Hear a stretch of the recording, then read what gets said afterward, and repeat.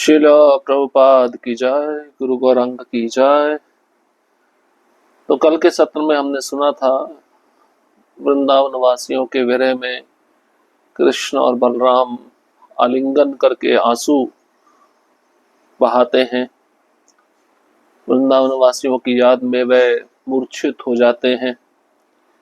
इस प्रकार से भगवान का प्रेम जो है वृंदावन वासियों के प्रति अद्भुत है।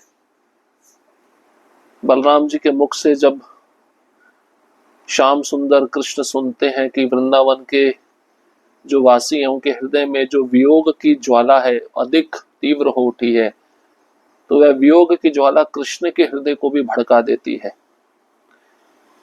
तो वृंदावन के निवासी कृष्ण के बिना भोजन नहीं करते, कृष्ण के बिना विश्राम नहीं लेते। केवल उनके नाम का उच्चारण करके ही उन्होंने अपने प्राणों को बचा कर रखा हुआ है। अब वृंदावन वासियों के भविष्य का जो जीवन है वो शुष्क वन की अग्नि से भस्म होने ही वाला है। और वृंदावन वासियों का जो जीवन है अगर वापस आ सकता तो केवल कृष्ण के दर्शन से ही वापस आ सकता है। अब हम आगे बढ़ेंगे। पूर्ण प्रेम की परम परिपूर्णता। राजा परीक्षित ने कहा, माता, जब श्री कृष्ण और उनके अनन्य सखा भक्तों का वह अद्वितीय करुण विलाप संपूर्ण ब्रह्मांड में गूंज उठा तो मानो आकाश पाताल और समस्त लोक एक साथ अशुभ आपदाओं के तूफान से कांप उठे। ऐसा विलक्षण दृश्य और ऐसी विपत्तियों का कारण कोई और नहीं, स्वयं श्री कृष्ण ही हो सकते थे। यह जानकर ब्रह्मा जी अपने दिव्य सहचरों, देवताओं और वेद पुराणादि शास्त्रों के साथ स्वयं द्वारका पधारे। वहां उन्होंने अपने पिता और गुरु श्री महानारायण की को देखा, जो ब्रजवासियों के प्रति अगाध प्रेम की व्याकुलता में अपने गुप्ततम माधुर्य को खुलकर प्रकट कर रहे थे। और यह हृदयावस्था इतनी अद्वितीय और अप्रतिम थी कि ब्रह्मा भी क्षण भर के लिए द्रवित होकर अश्रुपूरित हो उठे। स्वयं को संभालते हुए उन्होंने भगवान को शुभ अवस्था में लाने का उपाय मन ही मन खोजा और उसे पाकर भगवान के समीप अश्रुधार बहा रहे गरुड़ का ध्यान आकर्षित कर कहा, हे पक्षीराज, माउंट रेवेत और सागर के मध्य विश्वकर्मा द्वारा निर्मित नंद, यशोदा, अन्य गोप गोपियों और असंख्य गौओं की मूर्तियों से सुशोभित मथुरा का एक ऐसा भाग स्थित है मानो स्वयं वृंदावन वहां अवतरित हो। भगवान की कोमल अवस्था के अनुसार सावधानी से धीरे धीरे उन्हें उनके अग्रज सहित वहां ले चलो। रोहिणी भी आ सकती है पर और कोई नहीं।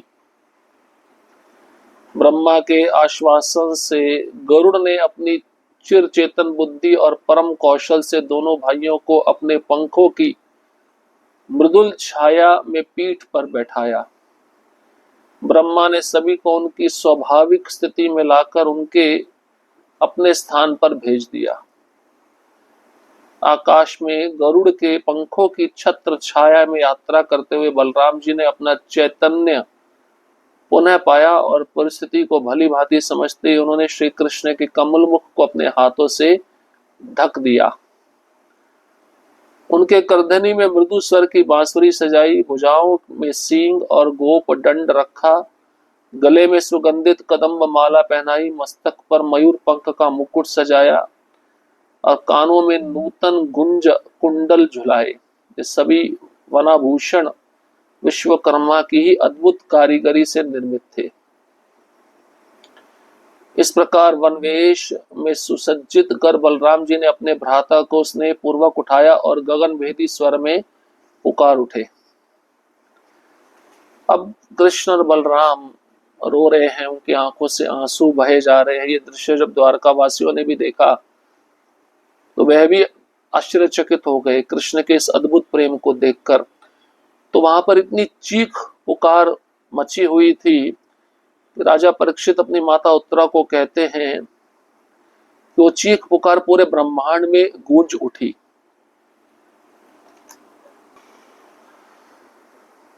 तो ये चीख पूरे ब्रह्मांड में फैल गई, वो करुण विलाप पूरे ब्रह्मांड में गूंज उठा। ऐसा लगा आकाश पाताल समस्त लोक एक साथ अशुभ आपदाओं के तूफान में कांप गए हैं। तो ऐसा विलक्षण दृश्य ऐसी विपत्तियों का कारण और कोई नहीं, स्वयं कृष्ण ही हो सकते हैं।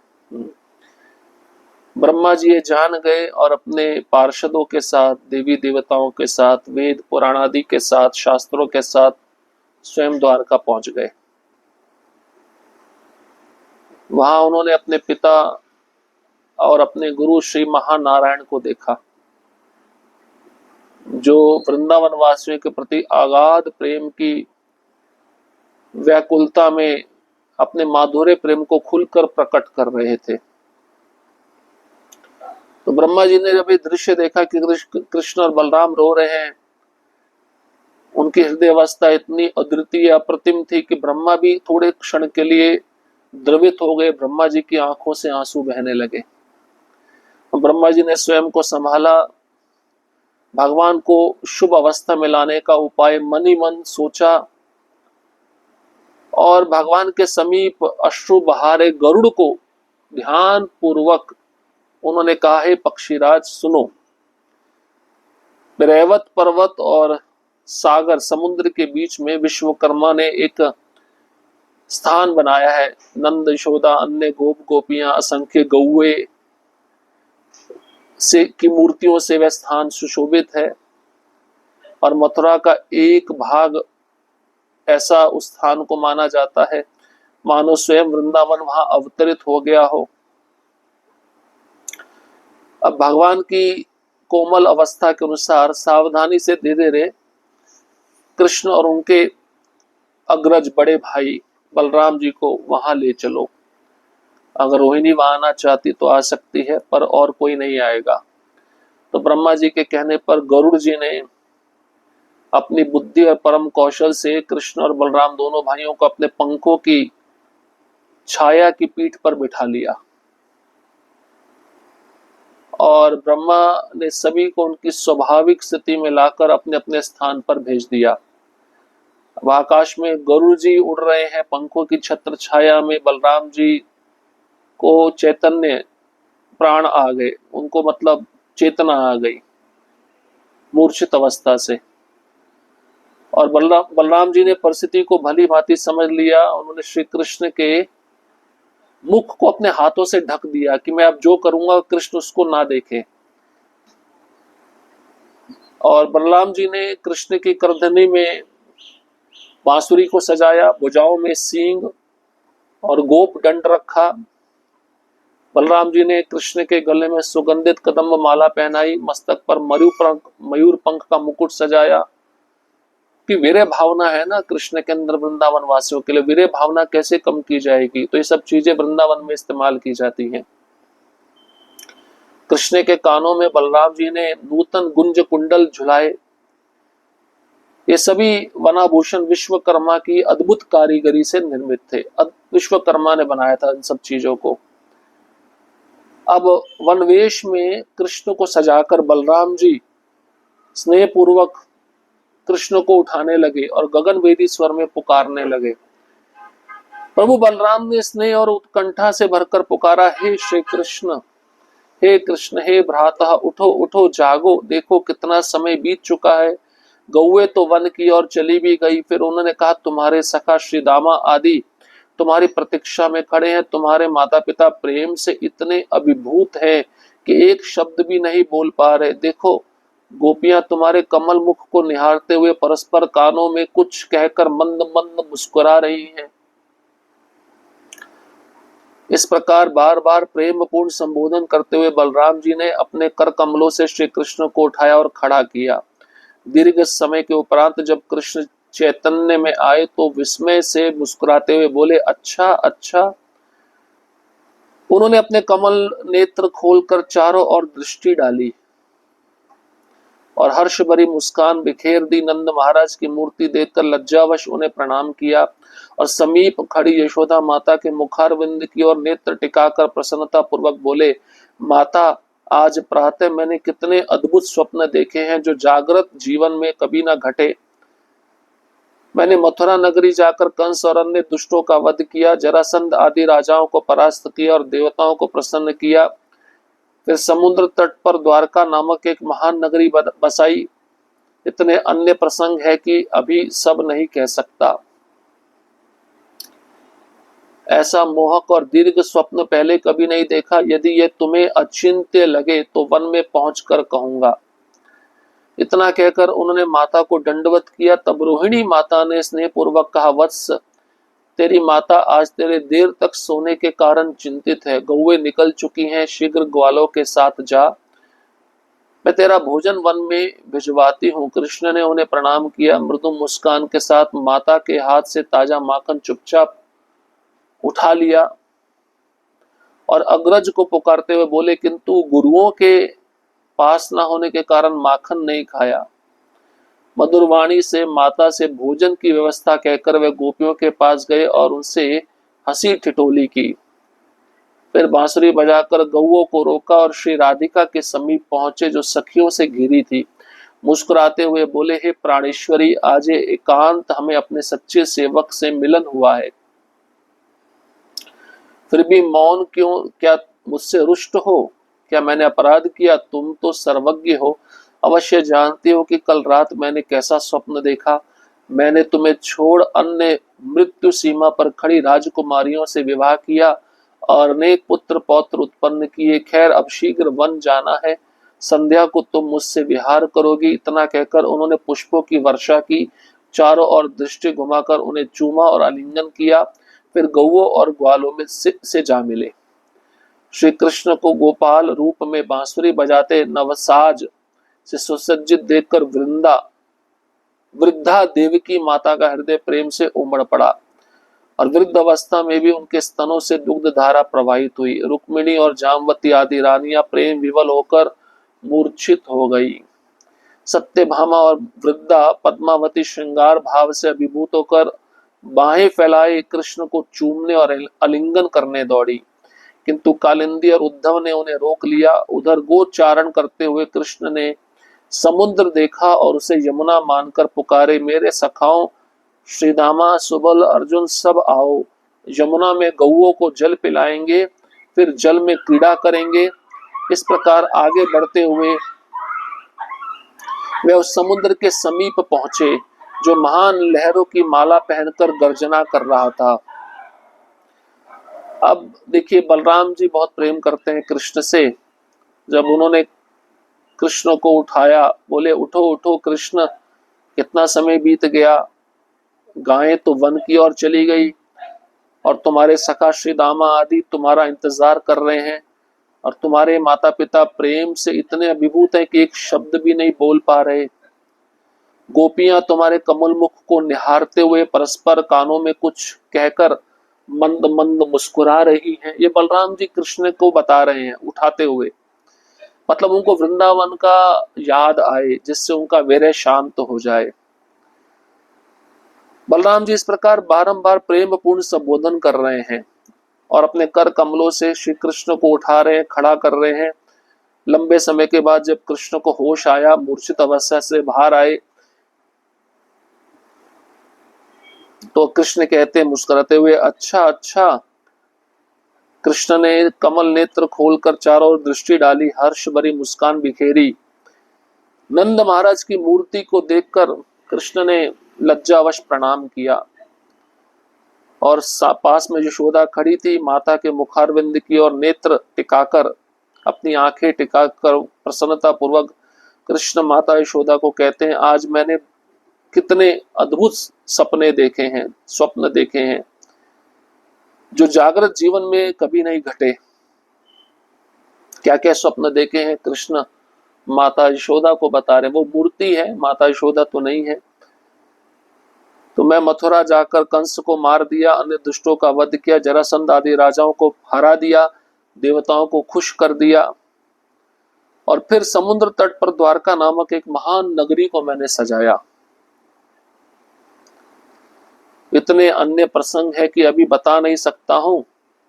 ऐसा दीर्घ लंबा समय तक स्वप्न पहले मैंने कभी नहीं देखा, और यदि यह तुम्हें अचिंत्य ना लगे तो वन में पहुंचकर कहूंगा, जंगल में जाता हूं, फिर पहुंचकर और भी क्या मैंने सपने में देखा वो बताऊंगा।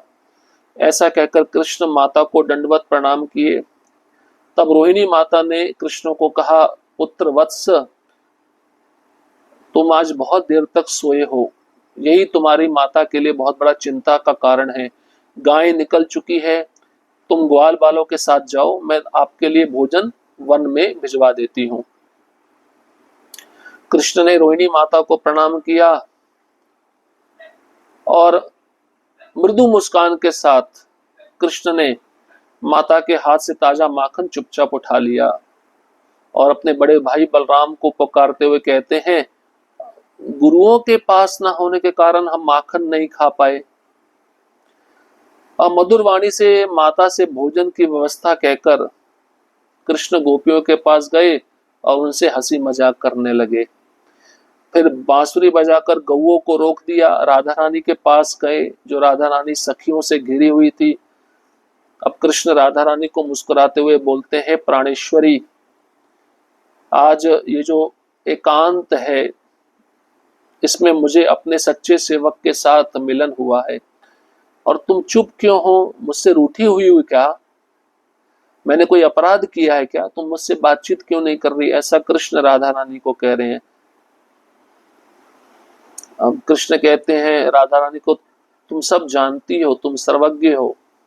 कल रात मैंने एक सपना देखा, मैं तुम्हें छोड़कर मृत्यु सीमा खड़ी राजकुमारियों से विवाह कर लिया, उनसे मैंने बहुत सारे पुत्र पौत्र उत्पन्न किए। अब शीघ्र वन जाना है, और वन मतलब वृंदावन जाना है, शाम को तुम मुझसे विहार करोगी। इतना कहकर उन्होंने पुष्पों की वर्षा की, चारों ओर दृष्टि घुमाई, राधा रानी को चूमा, आलिंगन किया, फिर गौए और ग्वालों से वे जा मिले। अब कृष्ण गोपाल रूप में बांसुरी बजा रहे हैं। नवसाज से सज्जित देखकर जो उनकी वृद्ध माता देवकी है, उनका हृदय भी प्रेम से उमड़ पड़ा। वृद्ध अवस्था में भी देवकी के स्तनों से दूध की धारा प्रवाहित हो रही। रुक्मणी, जामवती आदि रानियां प्रेम विवल देखकर कृष्ण का मूर्छित हो गई। सत्यभामा और कंस की मां पद्मावती श्रृंगार भाव से अभिभूत होकर बाहें फैलाए कृष्ण को चूमने और आलिंगन करने के लिए दौड़ पड़ी। लेकिन कालिंदी जो कृष्ण की एक पटरानी है, और उद्धव ने उन्हें रोक लिया, सत्यभामा और पद्मावती को रोक लिया। अब उधर गोचारण लीला करते हुए कृष्ण ने समुद्र को देखा तो उन्हें यमुना की याद आ गई। तो कृष्ण कहने लगे, मेरे सखाओ, श्री दामा, सुबल, अर्जुन, सब आ जाओ, यमुना में हम गौओं को जल पिलाएंगे और फिर जल में ही खेलेंगे, क्रीड़ा करेंगे। इस प्रकार आगे बढ़ते हुए वे उस समुद्र के समीप पहुंच गए, जो समुद्र महान लहरों की माला पहनकर गर्जना कर रहा था। तो एक प्रकार से उनको वृंदावन का जो वेरे है वो शांत करने के लिए सब योजना बनाई है ब्रह्मा जी ने। समुद्र तट पर खड़े श्री कृष्ण ने चारों ओर दृष्टि डाली। उनकी दृष्टि जब अपनी ही विराट वैभवमयी नगरी पर पड़ी तो विस्मय से उनके अधरों से वाणी फूटी, ये क्या है? मैं कहाँ हूँ? मैं कौन हूँ? बार बार यही कहते हुए महासागर की प्रचंड लहरों और उस अद्भुत नगर को अचंबित होकर निहारते रहे। तभी श्री बलराम ने मधुर किंतु गंभीर स्वर में कहा, हे वैकुंठनाथ, हे प्रभु, स्मरण कीजिए कि आप कौन हैं। देवताओं की प्रार्थना पर आप पृथ्वी का भार उतारने अवतरित हुए हैं। असुरों का संहार कीजिए, भक्तों की रक्षा कीजिए और अपने धर्मात्मा चचेरे भाई महाराज युधिष्ठिर का महायज्ञ संपन्न कराइए। उन्हें सम्राट बनाइए और अपनी महान शक्ति से अनुबल्ब जैसे दुष्टों को भयभीत कीजिए। जब आप यहाँ पर आ ही गए हैं तो यदुवंशी वीरों के साथ मिलकर इन दैत्यों का विनाश कीजिए, तो द्वेषवश आपके भक्तों को सताते हैं। अब कृष्ण ने दृष्टि डाली समुद्र पर, उनको याद आया, नगरी देखी द्वारका, उनकी वाणी फूट पड़ी, ये क्या है? मैं कहाँ हूँ? मैं कौन हूँ? बार बार यही कहते हुए महासागर की प्रचंड लहरों को और उस अद्भुत नगर द्वारका को वे अचंबित होकर निहारते रहे। तभी बलराम जी ने उनको याद दिलाया, मधुर गंभीर स्वर में कहा, हे वैकुंठनाथ, याद कीजिए आप कौन हैं। आप देवताओं की प्रार्थना पर पृथ्वी पर भार उतारने के लिए अवतरित हुए हैं, असुर का संहार करने के लिए आए हैं, भक्तों की रक्षा करने के लिए आए हैं। और आपके चचेरे भाई महाराज युधिष्ठिर हैं, उनसे आप महायज्ञ संपन्न कराने के लिए आए हैं। उन्हें राजा बनाइए और अपनी महान शक्ति से बड़े बड़े असुर जैसे दुष्टों को भयभीत कीजिए। अब जब आप यहाँ आ ही गए हैं तो यदुवंशी वीरों के साथ मिलकर दैत्यों का विनाश कीजिए, जो आपके भक्तों को द्वेषवश सताते रहते हैं। तो कैसे तुरंत वृंदावन से द्वारका की चेतना में कृष्ण को ला रहे हैं बलराम जी।